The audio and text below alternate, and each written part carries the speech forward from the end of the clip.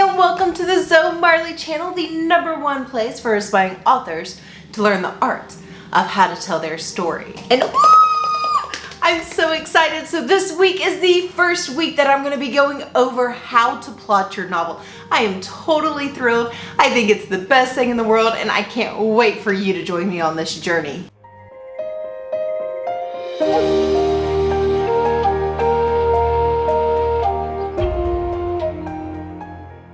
So in today's video, there are going to be 4 things that we need to discuss before actually getting to plot points. It's going to be quick, it's going to be easy, but they're very, very important points that you need to know before you even start writing. Additionally, I'll be going over the #1 mistake new authors make when writing. It is a huge issue. It causes readers to get bored, and if you're aware of it, you're gonna know exactly what to look out for to make sure you don't make that same mistake. So point #1 that I want to get to for making sure that your Act 1 is as perfect as possible is going to talk about promises. From the very beginning of your novel, you are making promises to your readers. So what is a promise? In your very first sentence, in your very first paragraph, in your very first chapter, in your very first act, a promise is how you're setting the tone, how you're setting the pace, what your character is about. All of that is going to be in the very, very beginning of your book. And if it's not, you're going to be giving off the wrong impression of your book. Here's 2 situations that can happen if you don't make the right promises. The first thing that could happen is that you hook a reader that is really into this different tone and this different setting, and then once they actually get to your book, they're gonna be like, man, not for me, right? They're gonna set it down. We don't want readers to set it down. The second thing that you could be doing wrong is you have your target audience. This particular person picks up the book, is reading it, and within the first page gets extremely bored, sets it down, and says, no, I'm gonna look for another book in the bookstore.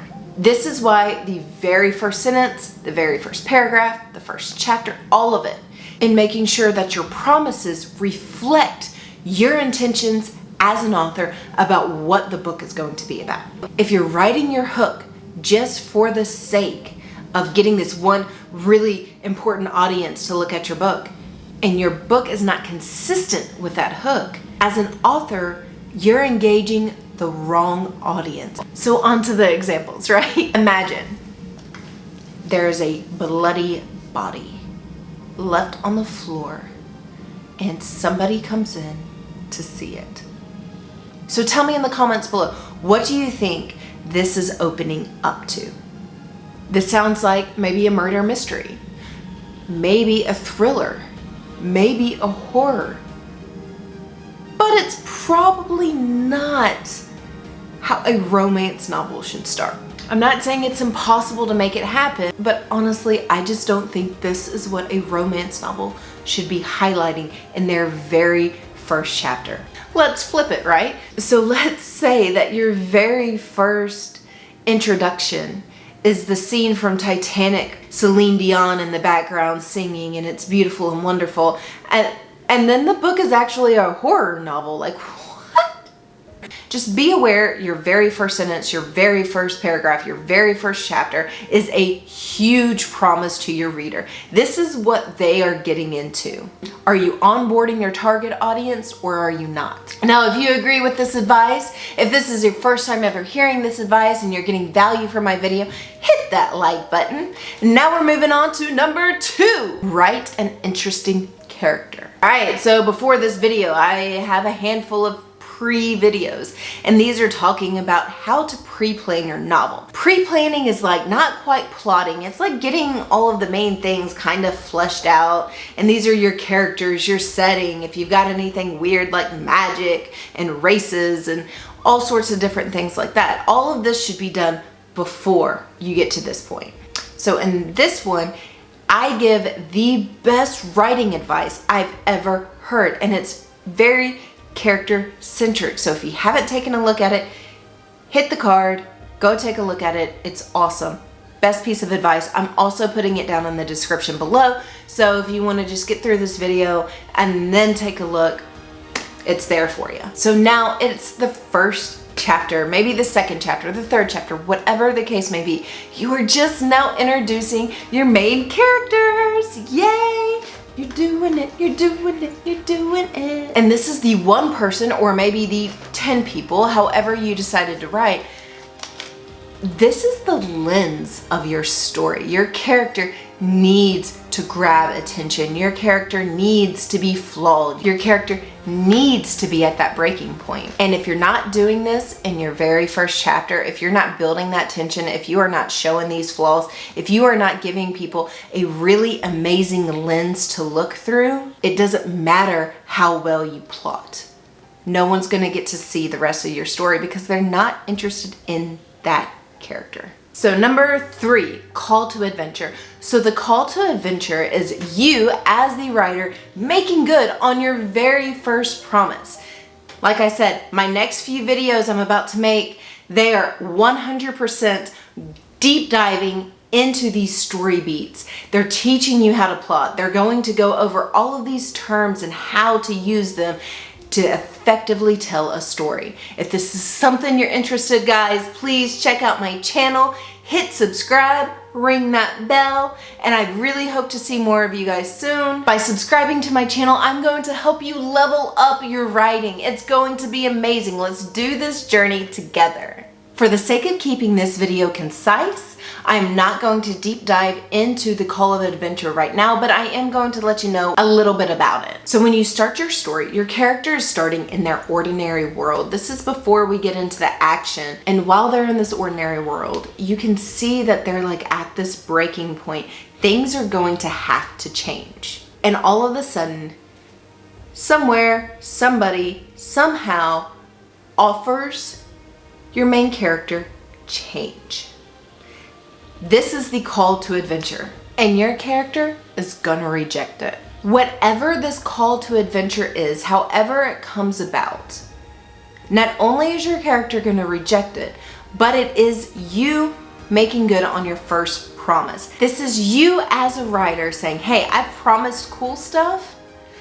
Here's a taste of what this cool stuff is. So this is kind of a huge difference between movies and novels. In movies, you have this really awesome cinematic moment before the actual story starts, and it kind of gives you the glimpse of the really cool stuff, right? So in Star Wars, before we meet Luke Skywalker, we're seeing outer space. We're seeing the Death Star, pew pew. In Game of Thrones, before we see people, we're introduced to the White Walkers. We get to see them like killing an entire village and spreading the bodies out in this very intricate design, and it's very weird. And so in movies, this like initial scene is filmmakers making that promise. As writers, we don't have that awesome ability to really do a really quick 30-second clip before our novel starts, right? So the call to adventure is where we kind of get to interject that cool stuff in. The call to adventure should reflect what the rest of the story is going to be about. Let's take some famous examples. Why not? So Harry Potter does not believe he is a real wizard. This is his refusal. It's not so much that he doesn't want a lifestyle like that. It's just that he has so much self-doubt that he really doesn't believe he could be a wizard. So the call to adventure is Hagrid coming down. You're a wizard, Harry, right? And there's that like, I can't do this. That's his refusal of the call.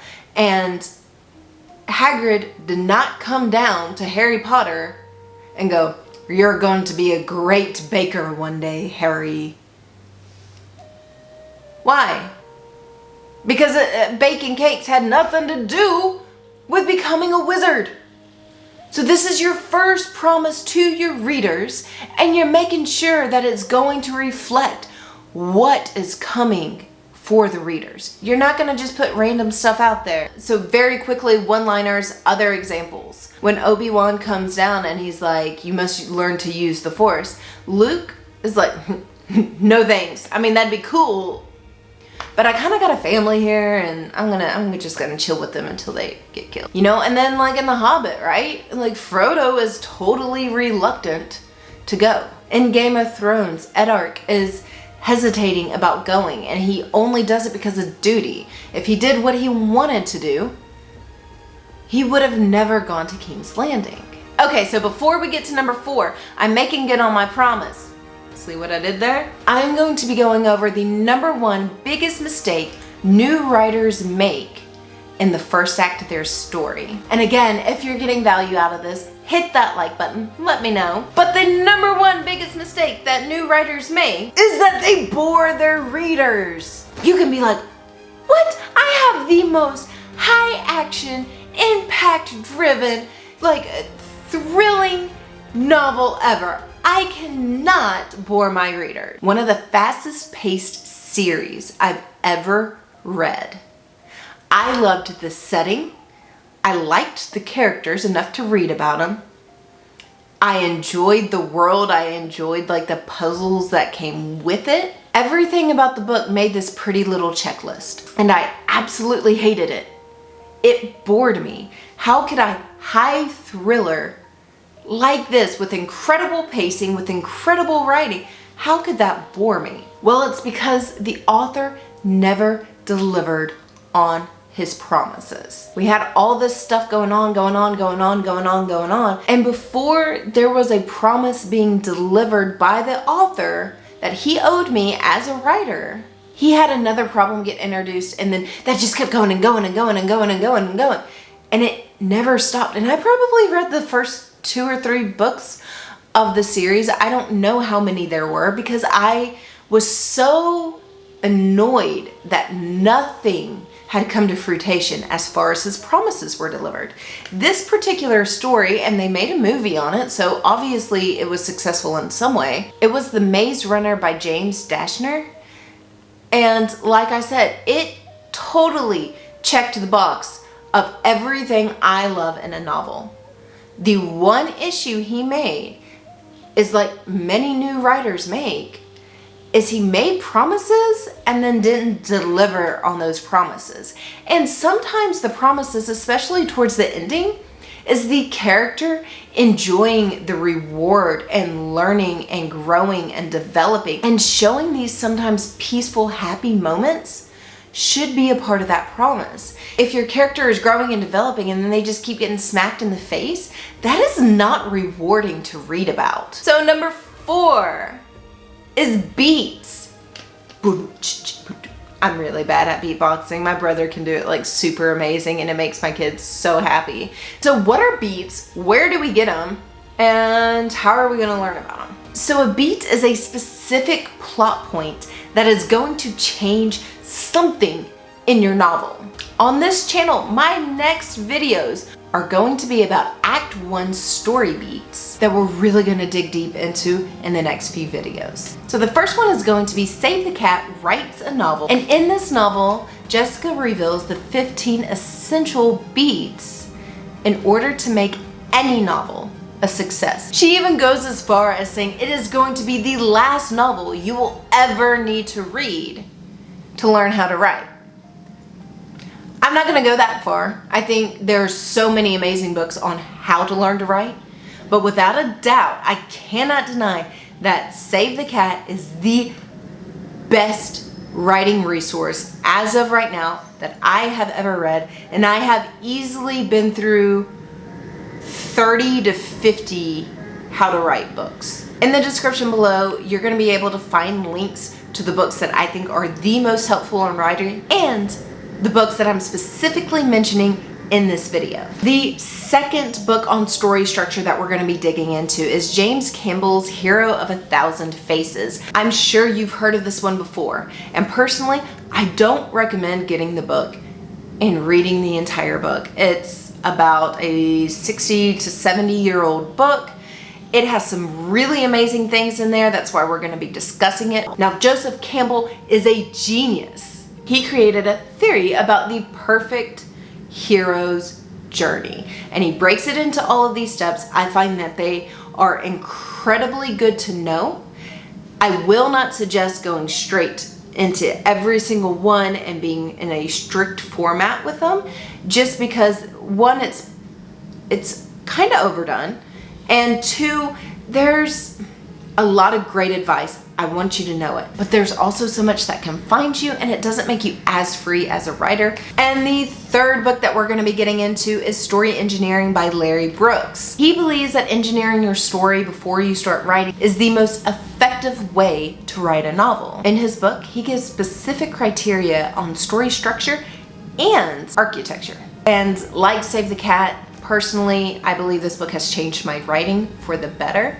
I believe in buying the book. I believe in reading it 500 times, memorizing it. But if it's simply not in your budget to be able to buy these books, stick with me.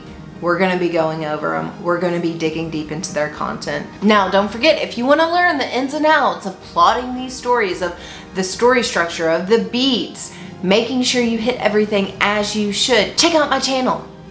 Hit subscribe, ring that bell. Let's go on this adventure together. I can't wait. And I am accepting questions in the comments below. So if you have a question specifically about plotting, make sure you put it down in the questions below. So as I make these videos, I'm taking care of all of the questions that you have as soon as I can. And as always, if you got value from this video, I want you to hit that like button. And I cannot wait to start this journey with you. Thank you.